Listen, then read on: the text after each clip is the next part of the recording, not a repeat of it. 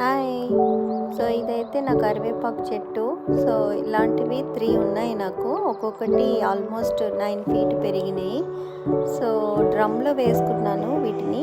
So summer అయితే వీటిని బయటనే, ట్రాపికల్ వెదర్ కాబట్టి జూన్ 8 నేను యూఎస్లో ఉంటాను, టెక్సస్లో. సో బయట పెంచుకోవచ్చు. వింటర్లో మాత్రం ఇండోర్ పెట్టుకుంటాము, గరాజ్లో ఆర్ ఇన్సైడ్ ద హౌస్.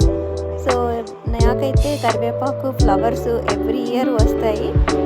చాలామంది వద్దనుకుంటే వాటిని ట్రిమ్ చేసుకోవచ్చు, బికాజ్ నెక్స్ట్ ఫ్లవర్స్ వలన గ్రోత్ ఆగిపోతాయి లీవ్స్వి, సో ప్రొడ్యూస్ చేయకుండా. సో నేనైతే నాకు ఇనఫ్ ప్లాంట్స్ ఉన్నాయని ఆ ఫ్లవర్స్ని థరోలీ ఎంజాయ్ చేస్తాను. ఇవి బేబీ ప్లాంట్స్.